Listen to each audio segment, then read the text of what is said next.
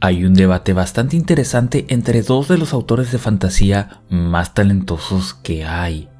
George R.R. Martin, autor de la conocida saga Canción de Hielo y Fuego, y J.R.R. Tolkien, quien es autor del Hobbit y El Señor de los Anillos. Y el debate consiste que si bien George Martin respeta y admira el trabajo de Tolkien, él considera que sus obras no profundizan suficiente en el aspecto político. De hecho, esto es lo que dijo George Martin, cito textualmente: Tolkien puede decir que Aragorn se convirtió en rey y gobernó por cientos de años, que él fue sabio y justo, pero Tolkien no responde a la pregunta: ¿cuál fue la postura de Aragorn acerca de los impuestos? ¿Qué tipo de ejército manejaba? ¿Qué es lo que hacía en tiempos de diluvio y hambrunas? Para el final de la obra, Sauron es derrotado, pero todos los orcos siguen vivos en las montañas. ¿Acaso Aragorn buscó acabar con ellos de forma sistemática? Incluso a los orcos bebés en sus pequeñas cunas de orco. Me parece una observación bastante interesante por parte de George Martin. Y plantea una pregunta bastante interesante. ¿Es acaso válido criticar una obra por no profundizar en su aspecto político?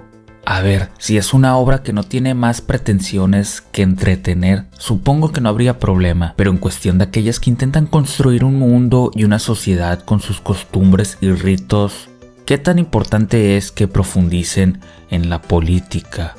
Para mí, en mi opinión, yo pienso que es importante tener obras que hablen tanto de política como que la omitan totalmente. Pero es algo cierto lo que dice George Martin. No ves tantas obras que profundicen en su aspecto político, que profundicen en la política. ¿Es acaso esto importante? Yo diría que sí. Hay que decir que la política siempre va a estar presente en todos lados, pues la política es la manera que tenemos de llegar a un acuerdo en común acerca de la distribución de riquezas y de poderes, además de otros asuntos que afectan a la sociedad. La política es intrínseca de la sociedad. Por definición, si hay una sociedad formada, esta está siendo política, pues los individuos al momento de ponerse de acuerdo sobre cualquier asunto ya están practicando política.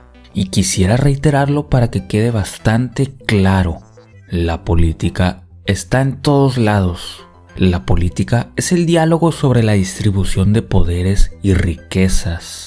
Entonces, si decimos que la política está en todo, eso nos hace llegar a la siguiente conclusión: en todas las historias hay política.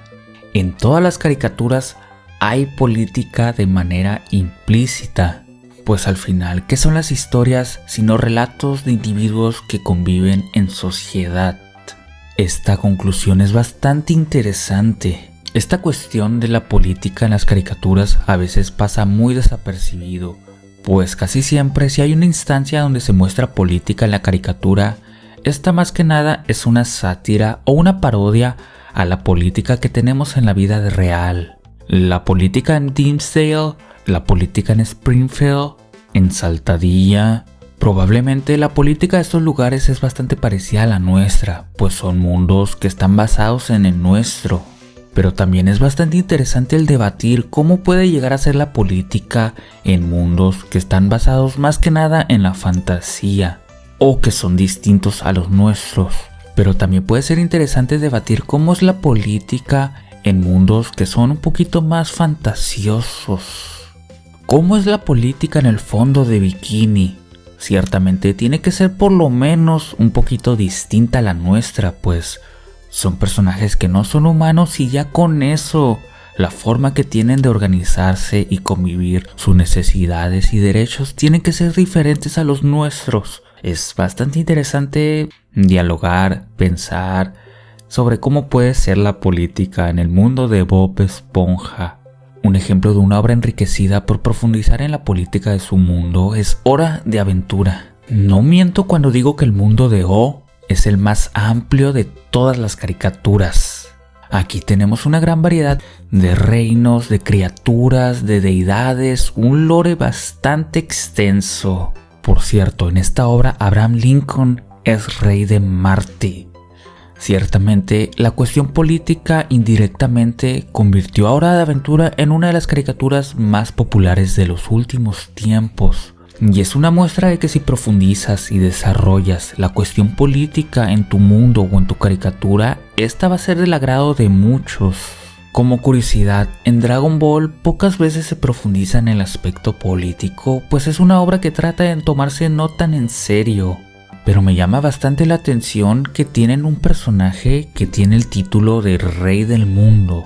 Es una cuestión bastante interesante, pues no es un puesto que tengamos nosotros en la vida real y me hace plantearme cómo sería eso en nuestro mundo, cómo es que funcionaría. En el mundo de Dragon Ball pues tiene sentido, pues hay distintas especies que interactúan de distintos planetas, entonces es necesario tener a alguien que represente a la Tierra. Eso me hace cuestionarme cómo sería que tengamos a alguien así en nuestro mundo. Alguien con el título de el Rey del Mundo o el Rey de las Naciones. Que ya existen organismos que cumplen con esta función en parte, la ONU por ejemplo, pero no es lo mismo. Rey del Mundo es una cuestión bastante interesante, la verdad. Bueno, ya que estamos hablando de la política cotidiana, de la vida real, quisiera responder a la siguiente pregunta de: ¿es importante que estemos pendientes en nuestra vida diaria, en nuestra vida cotidiana de la política, ya sea nacional o internacional? En mi opinión realmente no lo es. Y déjame desarrollo la idea. Yo pienso que la política puede llegar a ser bastante estresante y frustrante.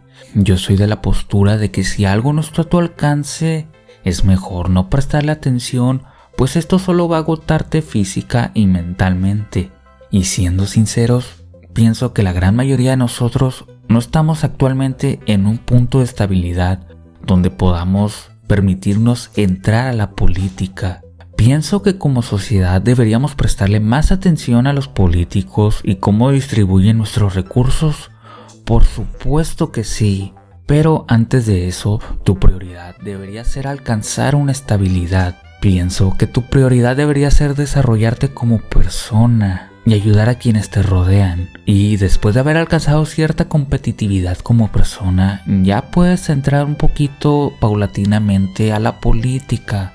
Pienso que si quieres entrar a la política porque te llama la atención y piensas que es importante, pero no te has desarrollado como persona, muy probablemente seas víctima de manipulación, de alguna postura política. No puedas ver las cosas de manera tan objetiva porque estás muy sesgado y eso es muy malo. Queremos gente que entre a la política, pero gente que se haya hecho a sí misma, que se haya desarrollado tanto física como mentalmente. Gente estable. Pues no será así, reitero, probablemente caigas mucho en sesgos y termines apoyando una idea política que realmente no es beneficiosa para nadie. Igualmente quisiera comentar que lo ideal sería que también disminuyeras tu consumo de noticias, pues estas más que nada solamente te enmasculan, te llenan de información que no necesitas realmente, son estímulos. Por el hecho de ser estímulos, realmente no hay ni un beneficio en ver noticias y tampoco es como que hagas algo al respecto acerca de los problemas que te enteras al ver las noticias. Pero bueno, ese ha sido el video, coméntame qué opinas, ponle pulgar arriba, suscríbete y nos vemos en la próxima.